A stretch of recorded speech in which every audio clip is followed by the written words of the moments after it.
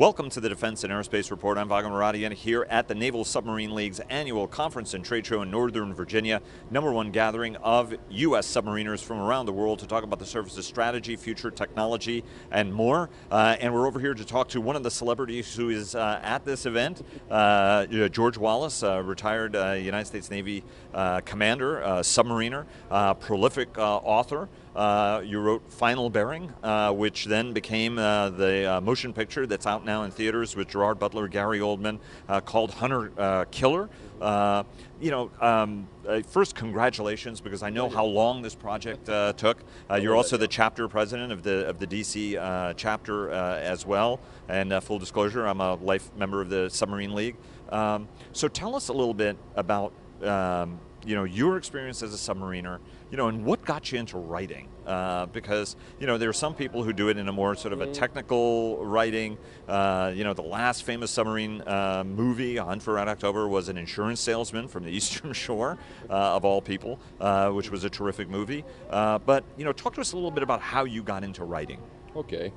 You bring up a couple of good points. First of all, technical writing, which I do a lot in my day job, is very, very different than a novel.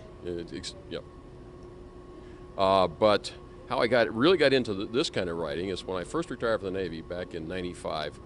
My wife and I moved to Durango, Colorado, which is about as far away as you can get from the ocean and still be in the continental U.S. I had a lady that worked with me that actually thought the submarine force was part of the Coast Guard. I mean, she was serious. And nobody there knew anything about submarines. So I, being a submariner, being a sailor, I tell sea stories. Somebody said, hey, you should write those down. Now, there was probably some conjecture there whether they were telling me to write them down to shut me up or because they wanted to read them. But I took them as they wanted to read them. And that's where my first book, Final Bearing, came from. It's just basically taking sea stories, wrapping a plot around them, and trying to explain to the general public what submarining was like, what our life was like. That was a success. It was a national bestseller. And from there, we went to Firing Point, which is Hunter Killer. More of the same, more of taking sea stories, taking submarine life, wrapping a plot around it, because frankly, submarining is lots and lots of very boring time and a few seconds of sheer terror. So that's not a good book, nor is it a good movie. So I had to put a plot around that, and then sort of grew from that. And I apologize, you're absolutely right. I mean, I saw that, and I said Final Bearing. I should have said Firing Point, which became a Hunter Killer. And it's really cool art, except that it's a little confusing because it looks like it's a Virginia bow on a 688I, and we'll get to how you went from a 688I in the book over to a Virginia class. One of the things that so many submariner friends, and I apologize, the movie came out on the 26th, and I haven't seen it yet, so for that I apologize, but I promise I'll see it twice. All right. At least, and so a friend of mine's already seen, a couple of friends have already seen it once, and they're like, no, you got to come with us, and we got to see it again. So at least you got that going for you. But talk to us a little bit about the authenticity of this. Gerard Butler took this extremely seriously. Scott Glenn, when he played Bart Mancuso, patterned his command over on Tom Fargo at the time. And so you worked with Gerard Butler to sort of get him ready for this. You were the XO on Spadefish, a 637, a Sturgeon class, and you're a Cold War submariner. And that's a footing. And I want to ask you a little bit about that, about this new generation and getting back into that game. But talk to us about the lengths to which this actor, who has a reputation for taking his roles very seriously and how he prepares for them, prepared for this particular role to be Joe Glass and make it an authentic portrayal of a commanding officer of a submarine. Well, Gerard Butler first got involved with this production in 2011 when he first read the script, and has been involved with it ever since. And as you're pointing out, he gets into the role. He went out and rowed Houston, the boat I commanded, except many years after I commanded it, obviously, and spent 3 days underway. Scott McGinnis, who was the CO at the time, dressed him up in a poopy suit, command pin, and for all practical purposes, the crew was treat him as a captain. If there was a report to be made, had to be made to Mr. Butler. If there was an order that the captain was supposed to give, Mr. Butler gave that order to the point where they actually racked him out at midnight to go make a comms pass. And he was studying Scott and the way Scott gave orders, the way he carried himself as far as the command relationship. And my impression seeing the movie was he got it dead on. And they he and the studio spent a tremendous amount of time and money making the scenes, the interior scenes of the submarine, look realistic. To the point where they spent, let's see, the production crew spent a week on board USS Hawaii just measuring, taking pictures, and then went back and built the control room and the wardroom in the studio. The studio was in Ealing in London. They actually put the control room up on gimbal, so it rocked and rolled just like a submarine does. It was like if you've been in a dive trainer, just like a dive trainer. Exactly, doing angles and dangles in a much more realistic way. Exactly. Or as he said, we didn't have to do the Star Trek thing. Evidently, when they filmed Star Trek, the guys had to lean over and pretend like the Enterprise was moving. Right. But then the other interior shots, most of those were shot on the USS Texas, so it was real. When he was in Pearl Harbor, they took him on a tour of the wet trainer there. Right. He thought that looked like so much fun. He had to get into the wet trainer, and he allowed us out when the water got about yay deep and it was ice cold. It was probably not a good decision on his part, but that's how the flooding in the movie got to be so realistic, because it was filmed in the wet trainer. Right. Yeah, I mean I really can't wait to see it. Now, one thing you have to ask every author, and I should have mentioned that you were Houston's commanding officer, but I also wanted to sort of talk about the height of the Cold War, and the backbone of that force was the Sturgeon class.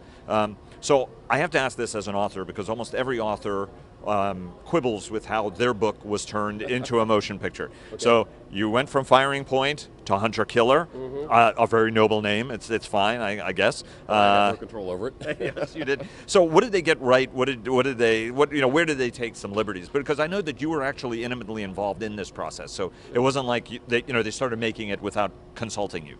Well, first off, you have to recognize that it's two very different genres. Right. It's a 700-page novel. It's a 2-hour movie. Right. The novel is written for the reading public. Right.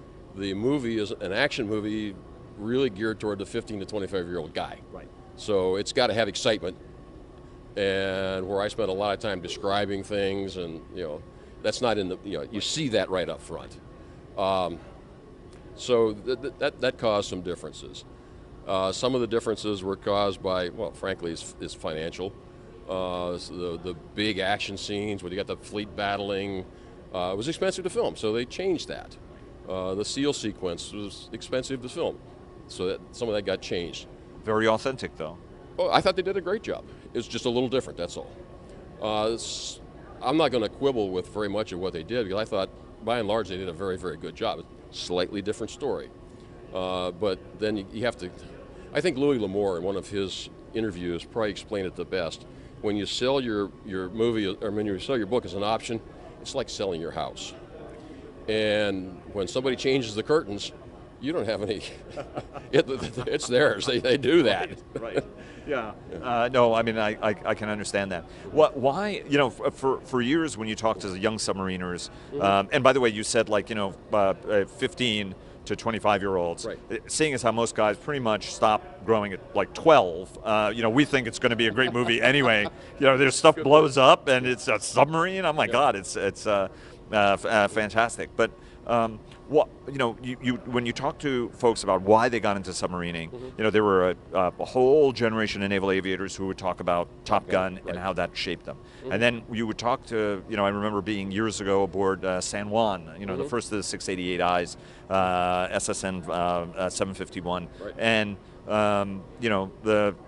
almost everybody in the wardroom was like, it was Hunt for Red October. That was the catalyst. I thought it was really, really cool. And some of the guys had seen it way after the movie had actually come out in terms of shaping them. Why is it so important to tell some of these stories? And was that one of your aims? And it was one of your aims, right? Absolutely to get people into the game again. Absolutely was. And the aim was to tell the general public what submarining is like. And part of that general public is obviously the 15, 20, the guys, the girls that are going to get into submarining. I'll tell you, you're talking about Hunt for Red October. I got an email last week from a friend, and I didn't realize this, but he's several years younger than me. As an 18-year-old, he saw Hunt for Red October, and he said, I want to be Bart Mancuso. That's what I want to be. He just finished his command tour on a 688I here a few years ago. That's what I want to happen here. Somebody sees this, they want to be Joe Glass, and 20 years from now I get an email, hopefully I'm still around 20 years, get an email from somebody that says, hey, I just finished my command tour on the SSN 835, something along those lines. Right. I mean, it'd be great. That would be extraordinary. So funny enough, about the class of submarines. So your book was a 688I, an improved Los Angeles class, and it became a Virginia class. Correct. Tell us how that happened, George.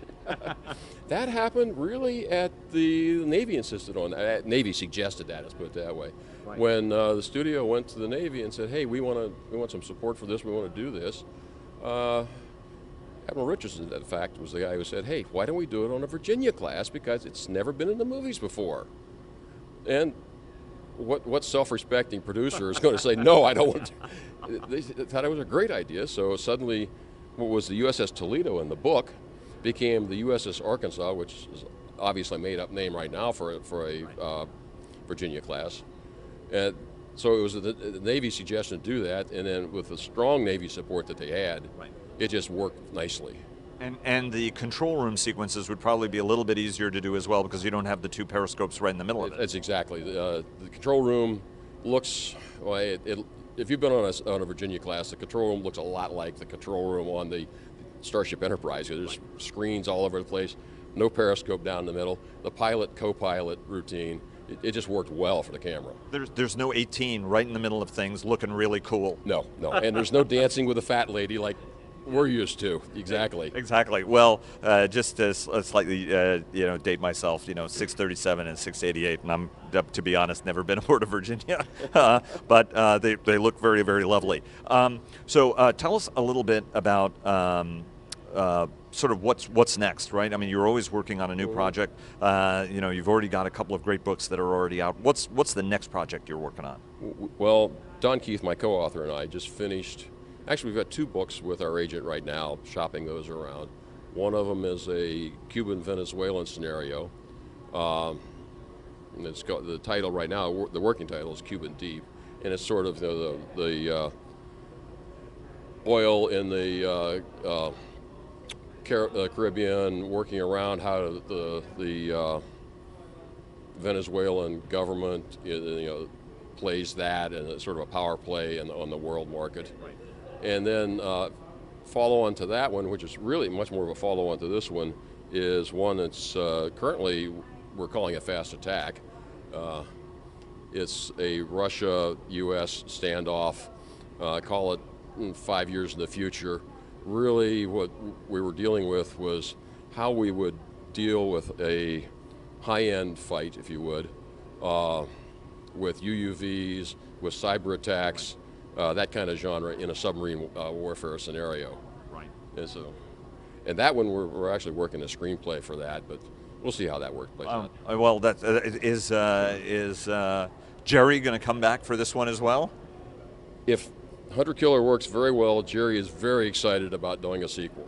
That would be terrific. Yeah. Now, let me ask you a little bit of a historical question. Sure. You were a submariner at the height of the Cold War, where these missions have always been important, even in the post-Cold War era. But now we're re-getting back into this sort of great power footing, a lot more foot speed. We've talked about humanely shooting a lot of donkeys upstairs and running faster with scissors and things like that. But the whole risk paradigm has changed. What do you think are some lessons from your generation of submarining that you think is going to be as applicable in this generation and beyond as the service gets back into that great power competition mode? That's a very interesting question.